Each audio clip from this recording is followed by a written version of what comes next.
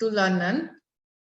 सो last class हम लोग जो भी पढ़े थे रिटेल के बारे में, हम थोड़ा बेसिक ही पढ़ लिए थे, जहाँ पे हम लोग देखे थे कि क्या इसका मीनिंग है और आपको वहां पे क्या क्या स्कोप मिल सकता है, कहाँ पे, रिटेल इंडस्ट्री पे, राइट।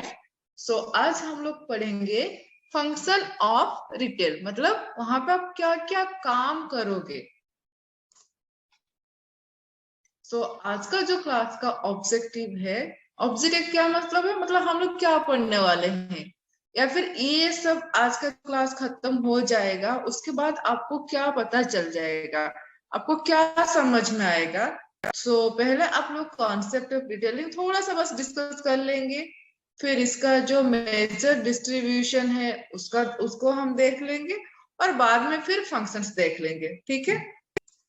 आपका जो रिटेलिंग क्या है, ये आपका जो टोटली हमारा डिस्ट्रीब्यूशन का चैनल रहता है, ये इसका फाइनल स्टेज है रिटेलिंग, जहां से कस्टमर चीजें को खरीदते हैं, जैसे कि आप यहाँ पे पिक्चर देख सकते हो, ठीक है। हमारा जो रिटेलिंग का मेजर पार्टिसिपेंट कौन कौन है, पहले आ गया हमारा मैन्युफैक्चरर या फिर हम उनको प्रोड्यूसर भी बोलते हैं, जो चीजों को बनाते हैं, अगर वो बनाएंगे नहीं तो कंज्यूमर तक कभी पहुंचेगा ही नहीं, ठीक है। फिर मैन्युफैक्चरर से कौन लेके आते हैं, होलसेलर लेके आते हैं, ठीक है। फिर होलसेलर से रिटेलर, और फिर रिटेलर से कंज्यूमर तक चीजें ऐसे ही पहुंचता है।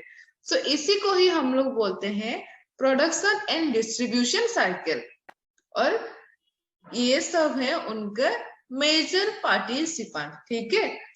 इसके बारे में हम लोग सप्लाई चेन मैनेजमेंट भी बात करेंगे। तो यहाँ पे देखिए हमारा शुरुआत कहाँ से हुआ, हमारा मैन्युफैक्चरर से, फिर आ गया होलसेलर, फिर रिटेलर एंड कंज्यूमर। तो यहाँ पे क्या हुआ, मैं ओनली आपको मेजर पार्टिसिपेंट्स के बारे में बात कर रही हूँ। अगर हम सारे के सारे सबके बारे में बात करेंगे तो यहाँ से जो आपका रॉ मटेरियल देते हैं आपका मैन्युफैक्चरर को, यहाँ पे जो रॉ मटेरियल सप्लायर भी रहते हैं, ठीक है। फिर कभी कभार क्या होता है कि डायरेक्ट मैन्युफैक्चरर और होलसेलर का बातचीत ना होके वहां पे बीच में और एक पार्टिसिपेंट आ जाते हैं, उनको हम क्या बोलते हैं, ब्रोकर या फिर मिडिल मैन, और क्या बोलते हैं, वेंडर,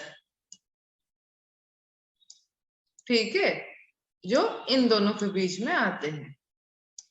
फिर आपका होलसेलर से कौन लाता है चीजें, रिटेलर। फिर ये रिटेलर का भी वही सेम चीजें होते हैं, बीच में आते हैं, कभी कभार डायरेक्ट होता है और कभी कभार बीच में ये भाई साहब आ जाते हैं। और फिर यहाँ से एकदम से डायरेक्ट लिंक है कंज्यूमर, होलसेलर से कंज्यूमर डायरेक्ट लिंक है।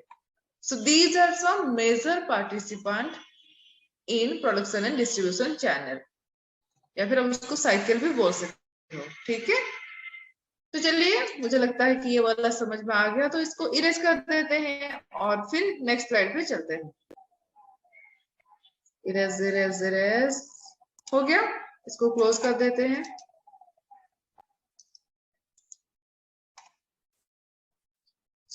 अब आ गया आपका फंक्शंस ऑफ रिटेलिंग, जो आज का हमारा टॉपिक है। ये इसका थोड़ा ओवरलुक कर लेते हैं, फिर हम लोग डिटेल्स इसके बारे में डिस्कस करेंगे। पहले आपको understanding the needs of consumer, then buying and assembling, then breaking the bulk, housing or storing, selling, credit facilities, risk bearing, grading and packing, collection and supply of market information, helps in introducing new products, window display and advertising. इसका हम लोग बस overlook कर लिए कि ये सारा कुछ फंक्शन है रिटेलिंग में, कुछ काम है जो आपको करना है, ठीक है। तो इसके बारे में अभी हम लोग डिटेल्स में नेक्स्ट स्लाइड पे जाके पढ़ाई करेंगे। तो चलते हैं नेक्स्ट स्लाइड पे, हमारा जो कस्टमर या फिर जो कंज्यूमर है उसको थोड़ा समझते हैं, ठीक है। क्योंकि किसी भी आपका इंडस्ट्री में, किसी भी बिजनेस के लिए आपका जो कंज्यूमर होता है वो भगवान होता है। जैसे कि हम लोग बोलते हैं अतिथि देवो भव, जैसे हमारे घर में अतिथि आते हैं तो हम उनको भगवान मानते हैं। वैसे ही किसी भी बिजनेस में कंज्यूमर ही भगवान है। अगर कंज्यूमर या फिर जो कस्टमर आते हैं वो लोग नहीं आएंगे तो आपका बिजनेस आगे नहीं बढ़ेगा। इसीलिए सबसे पहले आपको क्या करना है, कंज्यूमर का जो नीड है उसको समझना है। क्यों समझना है कि अगर कोई कंज्यूमर का नीड नहीं होगा तो अननेसेसरी आपके यहाँ क्यों आएंगे।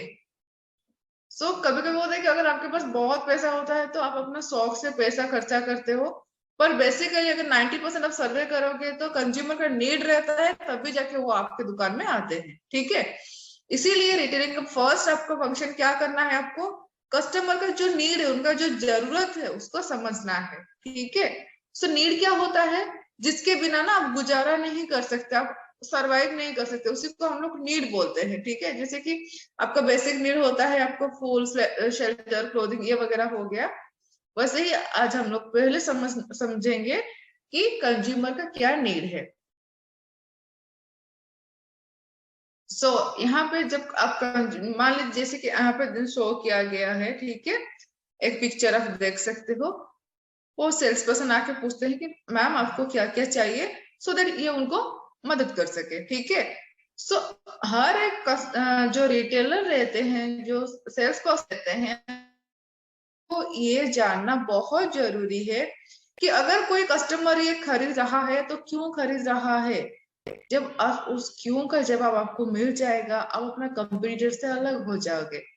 और जब आप कंप्यूटर से अलग हो जाते हो, आप भीड़ से बाहर निकलते हो, कुछ नया सा चीज करते हो, तो उसी को ही हम लोग बोलेंगे यूनिक सेलिंग प्रोपोजिशन, यूएसपी कहते हैं हम उसको।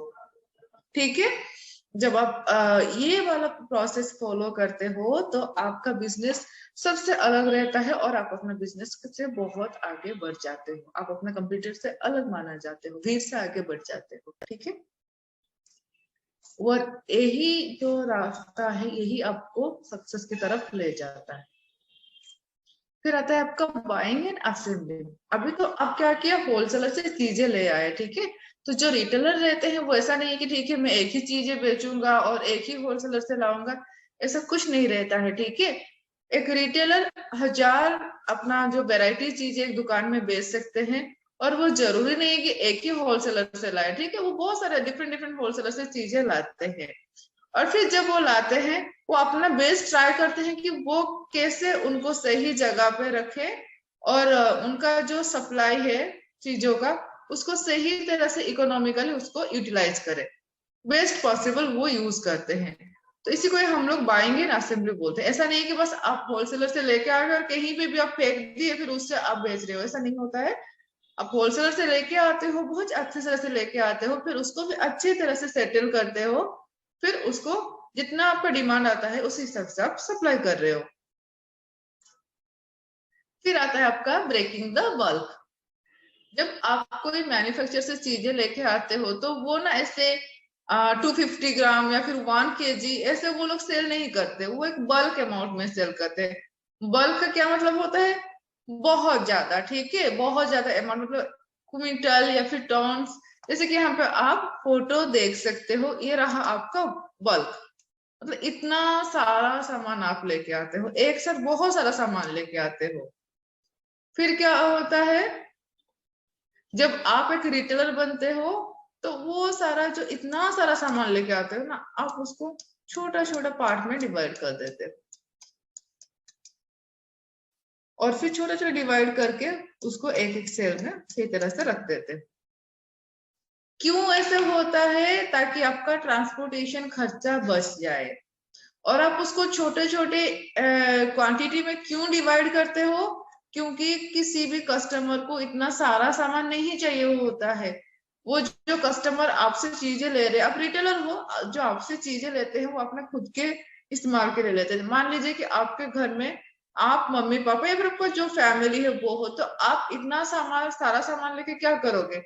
कोई भी, जैसे कि आपका वीकली आपका मार्केटिंग होता है या फिर मंथली मार्केटिंग होता है, तो आपको इतना टॉन्स एंड टॉन्स या फिर क्विंटल क्विंटल सामान नहीं चाहिए, आप केजी में ही लाते हो। ठीक है, तो जैसे कि आपका अपने कस्टमर को देख के उनके कन्वीनियंस के हिसाब से आप जो छोटे छोटे क्वांटिटी में चीजों को डिवाइड करके फिर उनको सेल करते हो ना, उसी को ही हम लोग बोलते हैं ब्रेकिंग द बल्क। क्या बोलते हैं, ब्रेकिंग द बल्क। ठीक है, ये समझ में आ गया आपको कि पहले एक बहुत बड़ा अमाउंट था, फिर आप कस्टमर के हिसाब से उसको छोटे छोटे अमाउंट में डिवाइड कर लेते हो, तो उसको हम लोग ब्रेकिंग ऑफ बल्क बोलते हैं। क्यों करना है? क्योंकि कस्टमर को उतना ही चाहिए। ठीक है, तो जितना चाहिए उनको उतना ही देते हो। नेक्स्ट, वेयर हाउसिंग और स्टोरिंग। इसके बारे में तो आप लोग सुने ही होंगे। आपके घर में भी एक स्टोर रूम रहता है जहां पे हर एक चीजें रहता है, तो वहां से मम्मी लाके सारा का सारा खाना बनाते हैं। वैसे ही एक बिजनेस में आपका जो रिटेलर हो गया या फिर आपका होलसेलर, सबका एक वेयर हाउस या फिर जो स्टोर रूम रहता है। ठीक है, जैसे कि आप फोटो में देख सकते हो। यहाँ पे वो क्या करते हैं, हर एक चीज जो वो सप्लायर से लेके आते हैं या फिर होलसेलर से लेके आते हैं, वो उसको सही तरह से पैक करके रखते हैं ताकि चीजें खराब ना हो जाए, और जब भी कोई डिमांड आता है किसी भी कंज्यूमर से, तो वो टाइमली उसको सप्लाई दे पाए। ठीक है, सो ये बेसिकली इसीलिए रखा जाता है। ये इसको आप रिजर्व स्टॉक्स भी बोल सकते हो, या फिर आप उसको जो बोलते हैं कि मान लीजिए कि कहीं पर आप जाते हो तो आपको एक टी शर्ट बहुत अच्छा लगा, ठीक है, और वो स्मॉल साइज का है, पर आपको ना एक लार्ज साइज या फिर कोई दूसरा साइज का ड्रेस चाहिए, तो आप क्या बोलते हो, सर इसका जो साइज है क्या? अगर वो सामने डिस्प्ले में होता है तो वो लोग ढूंढ के दे देते हैं। मान लीजिए कि उनके पास नहीं है, तो क्या बोलते हैं कि सर अब 2 मिनट वेट कीजिए, मैं स्टोर रूम से लेके आता हूँ। तो जो स्टोर रूम रहता है ये रहा, ठीक है, वहां से वो ढूंढ के आप लोग आपको देते हैं, सो दैट जो आपका कस्टमर का जो डिमांड रहा और रिटेल का जो सप्लाई रहा, उनका जो फ्लो है वो ब्रेक ना हो जाए। ओके, फिर आता है आपका सेलिंग। सेलिंग जो है ये एक रिटेलर का एंड ऑब्जेक्टिव है। मतलब वो कुछ भी करे, मतलब उनको लास्ट में eight the end of the day उनको सेल चाहिए कि मेरा इतना आज सेल हुआ है। जितना उनका ज्यादा सेल होता है उतना ही ज्यादा उनका रेवेन्यू जनरेट होता है, और जितना ज्यादा रेवेन्यू जनरेट होता है उतना ही उनका जो मुनाफा होता है, बेनिफिट होता है या फिर प्रॉफिट होता है। तो इसी के चलते ना वो बहुत सारा मेथड्स फॉलो करते हैं ये सारे चीजों को बेचने के लिए, बहुत सारे कस्टमर तक पहुंचने के लिए। ठीक है, तो जितना ज्यादा सेल उतना ज्यादा profit. Then credit facilities. Credit facilities क्या है कि आप कस्टमर को चीजें देते हो जो, अगर आप कहीं पे देखेंगे आपका मम्मी आपको एक थैला और एक नोटपैड में से लिख के भेज देती है, जाओ पास वाले दुकान से सामान लेके आओ। ठीक है, तो मम्मी आपको इमीडिएटली पैसा नहीं देती है, ना ही वो दुकानदार को देती है। Eight the end of the month जितना हुआ वो कैलकुलेट करके दे देती है। तो जब आप सामान ले रहे हो but at the same time आप पे नहीं कर रहे हो, आप क्या कर रहे हो, बाद में पे कर रहे हो, तो उसी को ही हम लोग क्रेडिट बोलते हैं। ठीक है, ये तो हो गया, मैं छोटा सा एग्जांपल दे दी जो हमारा घर घर का कहानी है। और क्या क्रेडिट होता है, जैसे कि अभी आप देख सकते हो क्रेडिट कार्ड हो गया, या फिर अभी पे लेटर आ चुका है आपका, जो मिंत्रा या फिर अमेजोन में या फिर फ्लिपकार्ट में, मतलब आप सामान खरीद लेते हो और पे लेटर में लेते हो ताकि आप नेक्स्ट मंथ या फिर नेक्स्ट जब आपका होता है तब आप पे कर रहे हो। तो इसी को हम लोग बोलते हैं कि जो हमारा क्रेडिट फैसिलिटीज। ठीक है, चीजों को दे देते हैं पर एट द सेम टाइम वो लोग पे नहीं करते, वो लोग बाद में पे करते हैं। तो कभी कभी क्या होता है कि थोड़ा सा ये रिस्की हो जाता है कि कस्टमर अगर पे नहीं करते हैं तो क्या वो अकाउंट अपना क्लोज कर ले, तो कभी कभार ये बहुत रिस्की हो जाता है।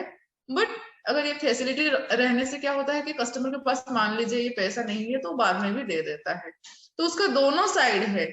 एक तो हो गया क्योंकि आप फैसिलिटी दे रहे हो तो कस्टमर को अभी नीड है तो वो ले जाते हैं और टाइम जो पे कर लेते हैं। तो ये अच्छा हो गया ना कि आपको eight the end of the month एक लमसम अमाउंट मिल रहा है। पर मान लीजिए अगर उस जगह पे वो पे नहीं करें तो वो किसी भी रिटेलर के लिए एक रिस्क बन जाता है। ठीक है, तो जब रिस्क रिस्क का बात करते हैं तो चलिए देखते हैं और क्या क्या रिस्क एक रिटेलर को फेस करना पड़ता है।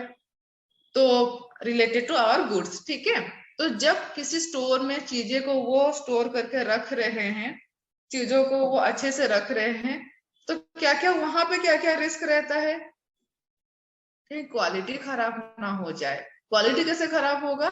जैसे कि अभी कुछ दिनों पहले बहुत ज्यादा बारिश हो रहा था, ठीक है। तो मान लीजिए आप अपना ग्रोसरी का स्टोर है, रिटेल स्टोर है, तो वहां पे आप दाल चावल ये सारा लाके आप रखे हो। तो बारिश अभी हो रहा है, तो मान लीजिए कि आपका दाल और चावल इसमें पानी लग गया, या फिर आपको जो चीनी रखा हुआ है उसमें पानी लग गया, तो क्या होता है, वो सड़ जाता है, कैसे एकदम ब्लैक ब्लैक जो फंगस आ जाते हैं और वो स्मेल भी हो जाता है।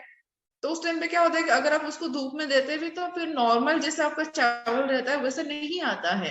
तो यहाँ पे क्या हो रहा है, उसका क्वालिटी खराब हो गया। और कभी कभी क्या होता है कि धूप में देने के बाद भी आप वो यूज करने के लायक नहीं रहता, तो वहां पे वो स्पॉइल हो जाता है, मतलब खराब हो जाता है, ठीक है। और फिर रहा जो पेरिसेबल आइटम रहते हैं, पेरिसेबल का क्या मतलब है, जिनको आप ज्यादा दिन तक स्टोर करके नहीं रख सकते, जैसे कि आपका वेजिटेबल्स हो गया, या फिर कोई आप खाना ऑलरेडी बना चुके हो जो कुक्ड फूड है, ठीक है, बना हुआ खाना, ये सारे चीजें को आप ज्यादा दिन तक स्टोर करके नहीं रख सकते, अगर रखते हो तो वो खराब हो जाता है। तो ये भी एक रिस्क रहता है कि मुझे अगर सामान आ रहा है तो जल्द से जल्द उसको मुझे सेल करना है, ठीक है। ये तो रहा हमारा कि हम हमारा कंट्रोल में है, हम इसको चाहे तो सही तरह से कर सकते हैं, ठीक है। ये आपका मैनमेड कंट्रोल है, आप इसके ऊपर मतलब काम करने से ये सब आप अवॉइड कर सकते हो रिस्क। पर जो नेचुरल रिस्क है, जैसे कि आपका कहीं पे आग लग गया, ठीक है, या फिर बहुत ज्यादा बारिश हो गया तो तूफान आ गया, या फिर आपका अर्थक्वेक हो गया, या फिर कोई अलग से नेचुरल कैलामिटीज आ गया, तो यहाँ पे आप कुछ नहीं कर सकते। जो मैनमेड में, जैसे कि मैं फर्स्ट पैराग्राफ में बताई, अगर उसका क्वालिटी खराब हो जाता है या फिर वो मतलब ऐसे पूरा खराब हो जाता है, या फिर कोई पेरिसेबल आइटम है, तो हाँ आप उसके लिए प्लान कर सकते हो, नहीं ठीक है इसको मैं पॉलिथीन पे रैप करके रख लेता हूँ क्योंकि पानी नहीं लगेगा, या फिर धूप में थोड़ा दिखा देती हूँ। और जब अचानक से आग लग जाए, अचानक से इतना पानी भर जाए, अचानक से अर्थक्वेक आ जाए, तो आप क्या करोगे, उसको आप कुछ नहीं कर सकते, पर उसके लिए भी आपको प्री प्रिपेयर्ड रहना है, ठीक है। फिर आता है आपका ग्रेडिंग एंड पैकेजिंग। तो ये कब होता है, ये कभी कभी ना अपना जो मैन्युफैक्चरर है वो करके दे ही देते हैं, ठीक है, 1 किलो का इतना प्राइस है, तो एकदम से पूरा डिटेल्स रहता है इसका, जो ये इंग्रेडिएंट्स डाला हुआ, मतलब यहाँ पे डाला हुआ है, या फिर क्या क्या वहां पे न्यूट्रिशन है, सब वहां पे ऑलरेडी वो प्रिंट कर दिए होते हैं। तो मान लीजिए कि कहीं पे नहीं किए हो मैन्युफैक्चर, जैसे कि आप यहाँ पे देख सकते हो कि इसके ऊपर टमाटो रखा हुआ है, ठीक है। तो आपका जो वेजिटेबल्स हो गया फिर फ्रूट्स हो गया, तो वहां पे हर बार ग्रेडिंग नहीं होता है। अभी कभी क्या हो रहा है कि जो सेब आ रहा है कश्मीरी सेब, उसके ऊपर स्टिकर लगा रहता है, ठीक है, और बाकी से जो नॉर्मली जो हमारा गांव से आ रहा है, जो वेजिटेबल्स वगैरह आ रहा है, उसके ऊपर ना ही कोई ग्रेडिंग रहता है, ना ही कोई पैकेजिंग रहता है, ना ही कोई स्टिकर रहता है। तो उसको रिटेलर लाके क्या करते हैं, वो खुद से उसको मेजर करके उसके ऊपर स्टिकर लगा देते हैं, जैसे कि 1 किलो का पैकेट हो गया या फिर 2 किलो का पैकेट हो गया, तो उसी को ही हम लोग बोलते हैं ग्रेडिंग एंड पैकेजिंग, ठीक है। और ये इसीलिए भी उनको करना है ताकि ये कस्टमर के लिए ही कन्विंसिंग, मतलब कन्विंसिंग हो। कभी कभी आप देखे होंगे कि वो लोग एकदम से थाला लेके बैठे रहते हैं कि बोलते हैं कि हाँ ठीक है, एक का 20 ले लो, तो कस्टमर भी खुश हो जाते हैं, यार इतना सारा मिल रहा है 20 रुपए में, तो वो ले जाते हैं, तो उनका सेल्स भी बहुत ज्यादा अच्छा हो जाता है। इसलिए ग्रेडिंग और पैकेजिंग भी करना बहुत जरूरी है किसी भी रिटेलर के लिए। फिर आता है आपका collection and supply of market information. आपका अभी मार्केट में क्या ट्रेंड चल रहा है, क्या मतलब लोगों का क्या टेस्ट है, क्या लाइक है, क्या डिसलाइक है, कस्टमर का डिमांड कितना है, उससे आपको कितना सप्लाई करना है, प्रोड्यूसर को, मतलब ये सब जानना बहुत जरूरी है। ये सब जानने से ही वो सही तरह से चीजों को प्रिपेयर कर सकते हैं, ठीक है। जब प्रोड्यूसर सही तरह से प्रिपेयर कर रहे हैं तो रिटेलर के लिए कोई दिक्कत नहीं होता है, वो उसी चीज को लाके ही सेल करते हैं। मान लीजिए कि अभी अभी विंटर आ चुका है, ठीक है, और आप मार्केट सर्वे नहीं कर रहे हो, और आप क्या कर रहे हो, समर का जो चीजें है ना उसी को पकड़ के बैठे हो, तो सेल होगा क्या, नहीं होगा। बट क्योंकि अभी ये विंटर है, तो आपको विंटर के हिसाब से ही अगर आप प्लान करते हो, जैसे कि आपका विंटर का कपड़े हो गया, स्वेटर हो गया वगैरह, उलन का जो कपड़ा रहता है, या फिर अभी स्किन एकदम से इचिंग, बहुत सारा इची हो जाता है और ड्राई हो जाता है, तो उसके लिए आप बॉडी लोशन या फिर कोई मॉइस्चराइजर उसको आप डेवलप करते हो, तो क्या होता है कि आपका जो इस चीज का भी डिमांड है, तो वहां पे आपका सेल बहुत अच्छे तरह से हो, ठीक है। फिर आता है आपका जो कोई नया प्रोडक्ट, जैसे कि हम लोग बोलते हैं आज प्रोडक्ट लॉन्च है, इसका क्या मतलब है? कोई नया चीजें मार्केट में आता है, ठीक है।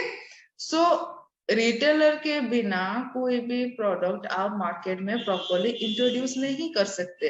क्यों नहीं कर सकते? अरे आपका जो प्रोडक्ट है उसको तो रिटेलर ही बेचने वाला है ना, तो अगर विदाउट रिटेलर आप क्या करोगे? इसीलिए होता है क्योंकि आपका जो कंज्यूमर का डायरेक्ट लिंक रिटेलर का साथ होता है, और वो बहुत अच्छी तरह से आपका जो नया प्रोडक्ट है उसका जो कैरेक्टरिस्टिक्स रहता है, उसका जो यूटिलिटी रहता है, उसका जो फीचर्स रहता है, वो रिटेलर ही बहुत अच्छी तरह से कस्टमर को एक्सप्लेन कर पाते हैं, और कस्टमर कन्विंस होने के बाद वो चीज को खरीद लेते हैं, ठीक है। सो जब भी आप कोई नया प्रोडक्ट इंट्रोड्यूस करने के बारे में सोच रहे हो, तो पहले आपको ये देखना है कि आपका रिटेलर कौन है, वो कैसे एक्सप्लेन कर रहे हैं, क्या वो उसको कन्विंस कर पाएंगे, ठीक है। फिर आता है आपका विंडो डिस्प्ले एंड एडवर्टाइजमेंट। तो जैसे कि आप यहाँ पे देख सकते हो, ये फोटो लगा हुआ है, ठीक है। ये आप बहुत जगह पे देखे होंगे। ऐसे किसी भी मैनिक्विन को एक कपड़ा, मतलब जो भी रहता है, मान लीजिए कि अभी वहां पे मैं वेस्टर्न का दिखाई हूँ, और आप किसी साड़ी का शोरूम में जाते हो तो वो जो मैनिक्विन्स रहते हैं उनको साड़ी या फिर लहंगा ऐसे आप देख सकते हो, ठीक है। या फिर अगर कोई बेकरी में जाते हो तो ऐसे सामने में ग्लास रहता है, उसके अंदर वेराइटी ऑफ केक्स रहता है, तो वहां सब देख लेते हो कि हाँ, अगर मैं यहाँ पे जा रहा हूँ या फिर जा रही हूँ तो मुझे ऐसे चीजें देखने को मिलेंगी, या फिर मुझे जो चाहिए वो चीजें मिल जाएंगे। सो अब जितना अच्छे तरह से अपना जो विंडोज है उसको जितना अच्छे से बाहर की दुनिया को जितना अच्छे से शो करोगे, उतना ही कस्टमर का जो अट्रैक्शन होगा, और ये आपका जो पब्लिसिटी रहता है किसी भी प्रोडक्ट का बहुत अच्छे तरह से हो जाता है, ठीक है।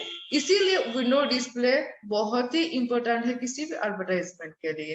अगर आप नोटिस किए होंगे तो देखे होंगे, कभी कभी अगर हम लोग पूरा दुकान में घूम लेते हैं, हमें कुछ अच्छा नहीं लगता है, तो जो मैनिक्विन पहने रहते हैं ना, वही चीज हमें बहुत ज्यादा अच्छा लगता है, ठीक है।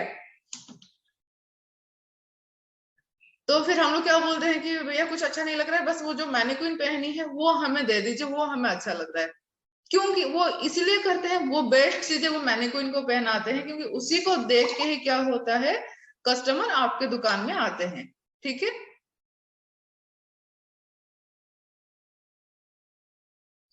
फिर आ जाते हैं आज के क्लास का जो समरी है। तो यहाँ पे हम लोग क्या डिस्कस किए, थोड़ा सा कॉन्सेप्ट पढ़ लिए और थोड़ा सा फंक्शंस के बारे में भी देख लिए, राइट। तो चलिए क्विजेस डिस्कस कर लेते हैं फटाफट से। सो ये रहा आपका क्विजेस। रिटेलिंग कौन सा स्टेज होता है आपका चैनल डिस्ट्रीब्यूशन में? फिर दूसरा सवाल, ये सारा आपको मिल जाएगा, ठीक है, और at the end you will get the answer keys. So अभी हम लोग इसको डिस्कस नहीं करते हैं, you will get this PPT, contact our channel. So I hope आज का सेशन आपको समझ में आ गया हो। सो thank you so much and have a great day ahead.